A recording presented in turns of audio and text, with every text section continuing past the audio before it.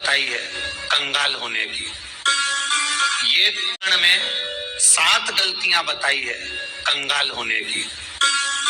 ये गलती अगर आपने भी करी है तो जिंदगी में कितना भी पुण्य करोगे उसका फल नहीं है। आज की कथा को लिखकर रखना, शायद तुम्हारी जिंदगी संवर जाए। लिंग पुराण में 7 गलतियां बताई है व्यक्ति को बर्बाद होने की। पहली गलती है, उसमें से अगर आप स्वीकार कर रहे हैं ये गलती तो समझ लो कि गलती आपने करी। गंगा जल तो बुलवाया टैंकर भरकर, 21,000 बेलपत्र भी समर्पित कर रहे हो। आप मंदिर के अंदर बैठ गए, दर्शन करने वाला आता रहा, किसी को अंदर प्रवेश नहीं दिया। आप गंगा जल चढ़ाते रहे, आप बेलपत्र चढ़ाते रहे, आप स्वयं पूजन करते रहे, और दूसरा व्यक्ति ना जाने किस भाव से, किस रूप में आकर भगवान की सेवा करना चाहता था। पंडित जी ने आपके चक्कर में उसको जल नहीं चढ़ाने दिया, पंडित जी ने आपके चक्कर में उसको बेलपत्र नहीं चढ़ाने दिया। पहली गलती ये हो गई कि भगवान के भक्त को भगवान से दूर कर दिया गया। अब उठा लो श्रीमद् भागवत कथा। 2 देवताओं ने गलती करी थी। एक ब्रह्मा जी ने गलती करी थी कि गाय बछड़ों का हरण कर लिया था। 1 वर्ष होने में 1 दिन था, तब ब्रह्मा जी ने गाय बछड़े वापस दिए थे। दूसरी गलती इंद्र ने करी थी, जल वृष्टि करी, तब भगवान कृष्ण को गोवर्धन पर्वत उठाना पड़ा। दोनों देवताओं ने गलती करी, पर भगवान कृष्ण ने इंद्र को क्षमा कर दिया, पर ब्रह्मा को क्षमा नहीं करा। क्यों नहीं करा? क्योंकि इंद्र को क्षमा इसलिए करा क्योंकि इंद्र ने जब जल वृष्टि करी तो सारे ब्रजवासियों को भगवान के चरणों में लाकर छोड़ दिया। सारे ब्रजवासी गोवर्धन पर्वत के नीचे आकर बैठ गए, भगवान के चरणों में आ गए। और ब्रह्मा ने जो गलती करी वो ऐसी गलती करी कि भगवान से गाय और बछड़ों को दूर कर दिया। जो भगवान से भगत को दूर कर दे उसको शंकर कभी क्षमा नहीं कर सकता। इसलिए बर्बादी का पहला कारण, आप भक्त और भगवान में दूरी बना दी। दूसरा कारण, भगवान की जब पूजन कर रहे हो, 21,000 बेलपत्र चढ़ा रहे हो, गंगा का जल चढ़ा रहे हो, चंदन चढ़ा रहे हो, अबीर चढ़ा रहे हो, गुलाल चढ़ा रहे हो, तो तुम्हारे भीतर ये अहंकार, जब तुम पूजन करके उठो तो उठते समय तुम्हारे भीतर अभिमान नहीं होना चाहिए कि मैंने जो अनुष्ठान करा उसके बराबर कोई नहीं कर सकता। तीसरा कारण कहा कि भगवान की सेवा तो आप कर रहे हो, भगवान की चाकरी में तो आप लगे हो, भगवान की आराधना भी कर रहे हो, दिया भी लगा रहे हो, धूप बत्ती भी लगा रहे हो, स्नान भी करा रहे हो, पंचामृत स्नान भी करा रहे हो, सारी पूजन अर्चना सब तुम कर रहे हो। पर हो सकता है इस पूजन अर्चना में आप केवल 3 घंटा पूजन करते हो और बाकी के समय किसी न किसी की जीवात्मा को दुख पहुंचा रहे हो। एक कथा में एक बात कही थी कि भले मंदिर में दिया मत लगाओ, भले मंदिर में जाकर धूप बत्ती मत जलाओ, भले मंदिर में जाकर भोग मत लगाओ, भले मंदिर में जाकर जल मत चढ़ाओ, कुछ मत करो, भले भगवान को नए कपड़े मत पहनाओ, भले तुम्हारी मर्जी पड़े भगवान को भोग मत लगाओ, पर शास्त्र कहता है कुछ मत करो, पर एक काम जरूर करना कि किसी के चेहरे पर प्रसन्नता ला देना तो मंदिर में दिया जलाने के बराबर होगा। किसी के चेहरे पर चमक ला देना, प्रसन्नता ला देना तो अगरबत्ती लगाने के बराबर होगा। किसी गरीबड़े के, किसी दुखी के चेहरे पर अगर तुमने प्रसन्नता ला दी तो वो भगवान को कपड़े पहनाने के बराबर होगा। मालूम पड़े तो मंदिर में पूरी सब्जी बांटो, मंदिर में भोजन कराओ, मंदिर में सारा पकवान चढ़ाओ, और कोई तुम्हारे कारण अगर दुखी है तो तुम्हें वो सुख का भान नहीं हो सकता। तीसरा कारण है वो सुख नहीं मिल सकता। चौथा कारण है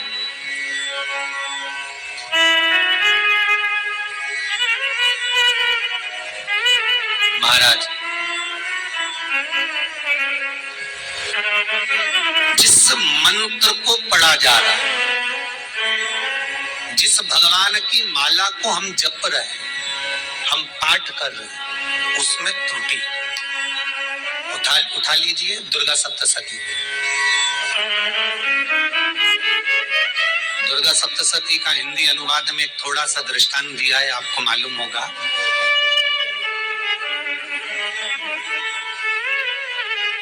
एक जजमान सप्तशती का पाठ कराते थे नवरात्रे में।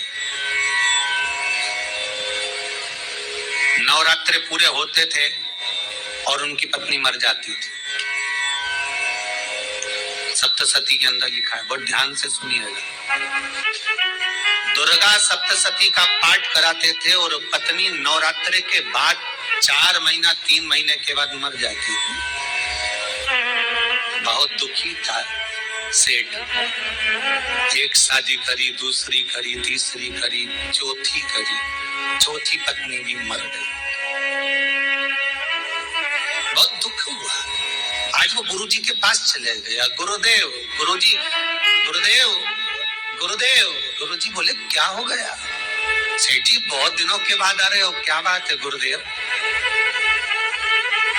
मेरे को बात समझ में नहीं आती कि मैं नवरात्रे में सप्तशती का पाठ कराता हूँ, देवी जी का यज्ञ करवाता हूँ, माता रानी को चूनर पहनाता हूँ, उनको सुंदर बिछुड़ी, पायल, चुनरी सब पहनाता हूँ, कन्याओं का भोजन करवाता हूँ, भंडारा करवाता हूँ, जवारे बोता हूँ, अखंड ज्योत लगाता हूँ, पर नवरात्रि जैसी पूरी होती है उसके 2 महीने 3 महीने बाद मेरी पत्नी क्यों मर जाती है? 4 पत्नियां मेरी मर चुकी हैं, 5वीं मैंने शादी करी है। गुरुदेव आप कृपा करिएगा, कुछ तो बता दीजिए, कुछ करुणा कर दीजिए। गुरुजी बोले कि तू सब कुछ अच्छा कर रहा है, ज्योत भी जला रहा है, कन्या भोज भी करा रहा है, चुनरी भी चढ़ा रहा है, भंडारा भी कर रहा है, ज्योत भी लगा रहा है, जवारे भी बो रहा है, माता रानी की सेवा भी कर रहा है, अखंड रात्रि व्रत कर रहा है, सब कुछ तूने करा, यज्ञ भी करा, फिर तेरी पत्नी क्यों मर सकती है? ऐसा हो ही नहीं सकता। नहीं गुरुदेव, मेरी 5वीं शादी है गुरुदेव, अब की बार आप कृपा करिए। गुरुजी ने कहा तेरे पंडित जी को अनुष्ठान पर बुला, मैं कमरे में बैठकर सुनूंगा सप्तशती का पाठ, तब मैं ध्यान करूंगा। गुरुजी अंदर के कमरे में जाकर बैठ गए, ब्राह्मण पाठ करना प्रारंभ करा और ब्राह्मण ने पाठ करना प्रारंभ करा। उसमें एक शब्द आ गया, भार्यन्तु भक्षन्तु, भार्यन्तु भक्षन्तु।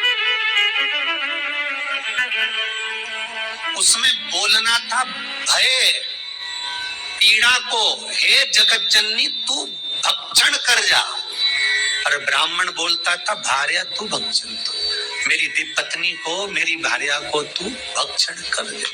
पंडित जी जैसे ही बोले गुरुजी बाहर निकल कर आ गए। पंडित जी को रोका, रुकिए गुरुदेव, आप हर साल अनुष्ठान कर रहे हो जजमान के यहाँ और बोल देते हो भार्या तू भक्षण, तू हे देवी तू मेरी पत्नी को खा जा, तो माँ हर बार उस पत्नी को निगल जाती है। निवेदन शब्द सुधार लीजिए, शब्द ठीक। चौथा कारण है कि आप जो पाठ कर रहे हो, आप जो पूजन कर रहे हो, आप जो अनुष्ठान कर रहे हो, उसमें कुछ ना कुछ गलती जरूर हो रही है। ये चौथा कारण है।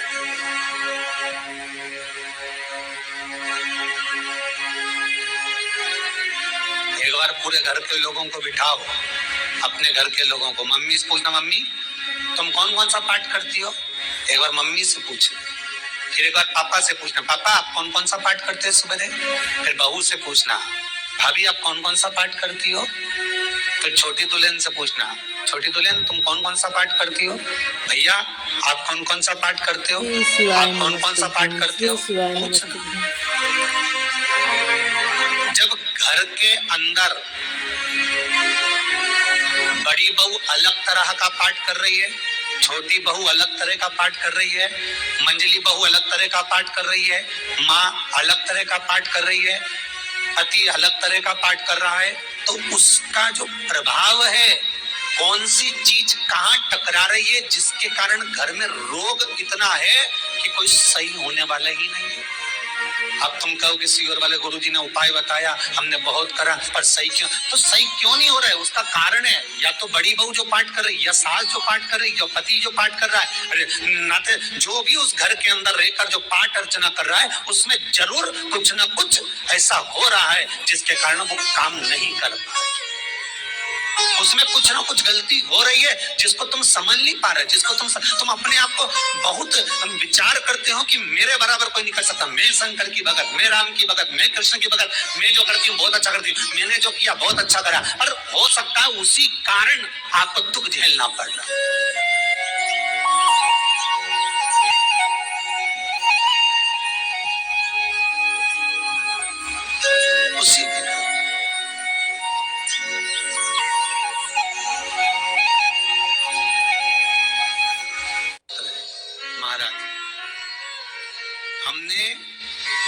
दान किया, हमने जो पुण्य किया, हमने जो सत्कर्म किया, वो किस जगह पर लगा।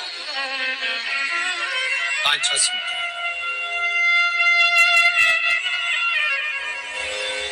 जो आप दान कर रहे हो, जो आप पुण्य कर रहे हो, सत्कर्म कर रहे हो, वो किस जगह पर लगा, ये पांचवा सूत्र। फिर निवेदन करेंगे, गाय, बेटी और लक्ष्मी 50 बार विचार करना, तब किसी को देना। बेटी किसी ऐसे को मत ब्याह देना जो जुआ खेलता हो, मदिरापान करता हो, मांसाहार करता हो, वेश्यावृत्ति करता हो। वो बेटी का सम्मान नहीं करेगा। बेटी रोएगी तो कन्यादान करने वाले को रोना पड़ेगा। दूसरे नंबर पर गौ माता। गाय ऐसे ब्राह्मण को दान मत देना कि ब्राह्मण के घर में खुद रहने की जगह नहीं और गाय को ले जाकर तुमने दे दिया, और उस ब्राह्मण ने जब तक दूध दिया बांध कर रखा, एक तगाड़ी बाल्टी साड़ी के चक्कर में ले लिया, सोने के सिंग के चक्कर में ले लिया, और बाद में वही गाय कसाई के हाथ में बिक गई और कसाई ने काटा तो बद्दुआ तुमको लगी।